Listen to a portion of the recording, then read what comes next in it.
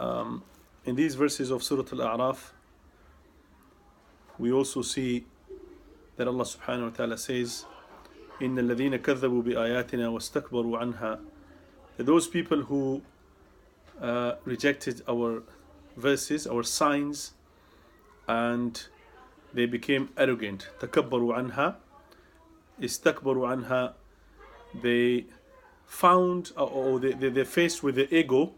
The ego is very big, and because of that they rejected the truth. فَلَمْ يُؤْمِنُوا بِهَا, they did not believe in those verses. So like I said, this is a big thing for many people who struggle to accept the truth due to their ego. Now, externally things are clear. In the horizons, they see in the creation of God, there is a system, there is a design in the nature, and there's a perfect kind of order in the universe, in the orbits. All the things are very clear. There are enough signs for people to know that there is a creator, and things have not come to surface on their own, so to speak. So after that is clarified, and that's cleared up, and also the miracles are shown at times by the prophets, the main thing they have then, which is a hindrance, and which obviously functions as a barrier for them, or is a stopper for them to accept the truth, will be their own ego. Why should I listen to somebody at the end of the day anyway? Why is somebody more knowledgeable than me? Why is this poor person who is orphan, who's never been to college, Muhammad sallallahu alaihi wasallam, why should I listen to him? I'm better than them. So this is takabbur.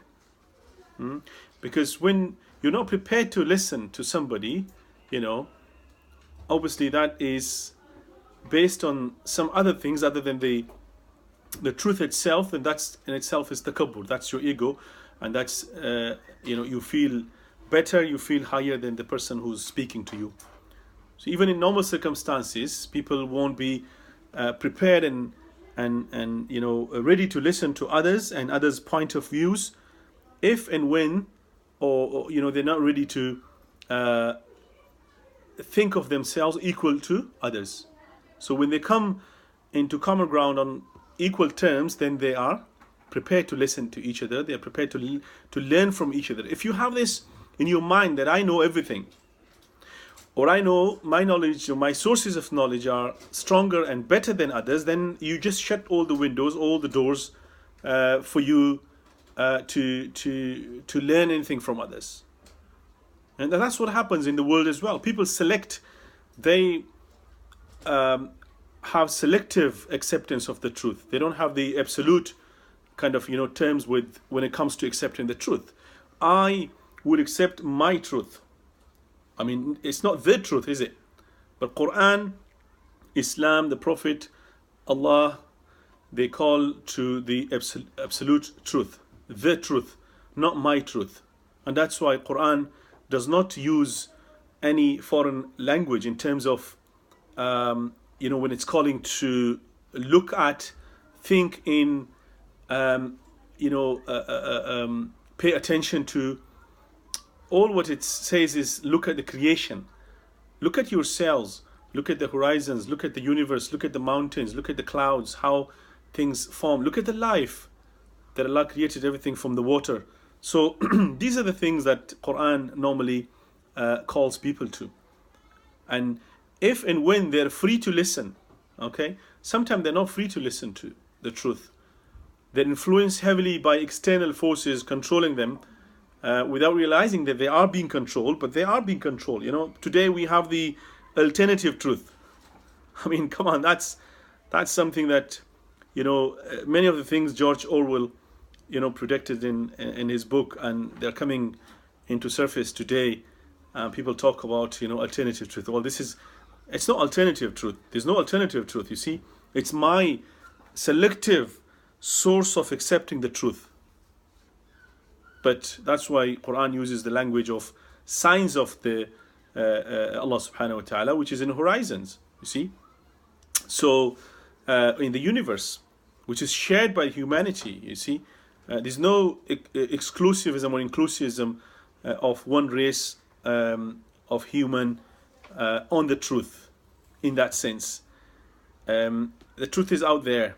It depends if you free yourself from external, barriers to listen to the truth or not. So that's what Allah subhanahu wa ta'ala says here powerfully. These people who rejected the ayat, or the verses of Allah, the signs of Allah, wastakbaru anha, and they became arrogant, just the shaitan did, from accepting the truth. So la tufattahu lahum abwabu sama, the gates of the heaven would not be opened up for them. And that's a spiritual reign and world. إذا عرج بأرواحهم إليها بعد الموت. Imam Jalaluddin rahimahullah here mentions that when their souls are going to be taken up to the heavens when they die, because we believe everyone who die, when they die, their souls go out to the heaven after the death. فَيُهْبَطُ بِهَا إِلَى سِجِّينَ, so they will be brought back down to the Sijjin, which is underneath the, in some of the riwayas is mentioned, is underneath the asfal al-ard, which is the bottom of the earth, and they will be put in there, which is a kind of sign of humiliation, if nothing else. بخلاف المؤمن, as opposed to those who believe in the truth. فيفتح له, so the gates will be opened up for them.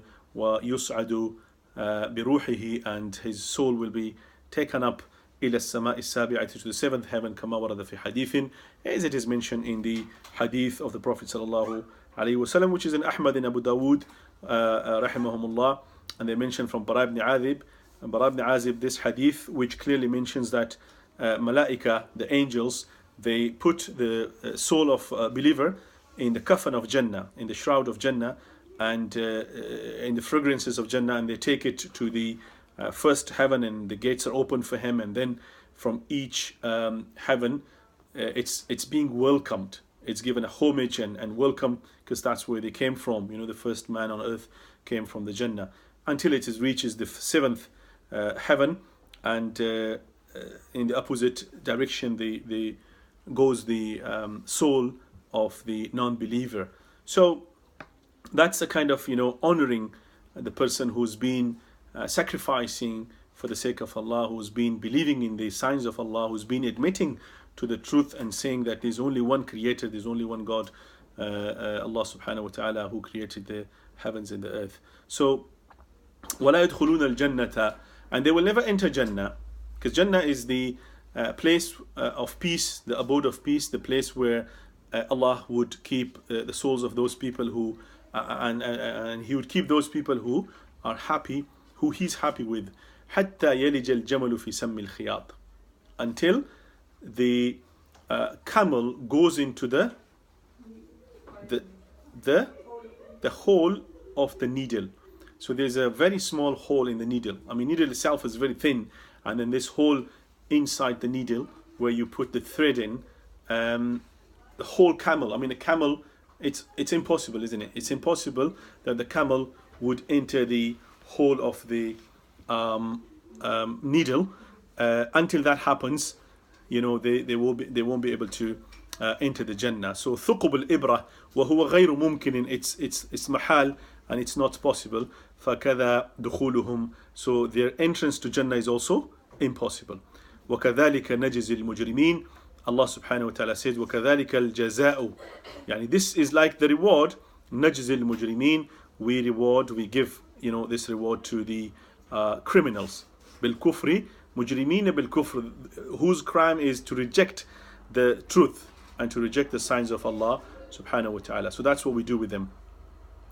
لهم من جهنم مهاد ومن فوقهم غواش, for them there is mihad, firash, there is this place in Jahannam that they will be in. So that's like emphasizing further the fact that they will stay somewhere very horrible. وَمِن فَوْقِهِمْ غَوَاشٍ, so firash is something like a mattress that you spread. So the mattress is also going to be from Jahannam, which is obviously from fire, and which is covering them, which is the kind of sort of blanket, is also from the same Jahannam. أغطية من النار, the blankets, the covers from the nar, and that's the غاشية. غواشن is the plural of غاشية. غاشية is يغشى. هل أتاك حديث الغاشية. It's the name of the day of judgment as well, because it covers people's hearts and people. So أغشية and وتنوينه عوض من الياء. So غواشن, there's a tanween, basically it was غواشي. So ya has been omitted and dropped, and because of that tanween is an alternative for that, as a replacement for the ya al-mahdhufa, which has been omitted. وَكَذَلِكَ نَجْزِي الظَّالِمِينَ. And that's how Allah subhanahu wa ta'ala says we give reward and punishment to the wrongdoers. وَالَّذِينَ آمَنُوا وَعَمِلُوا الصَّالِحَاتِ. On the other side, those people who believed in Allah and they did good deeds.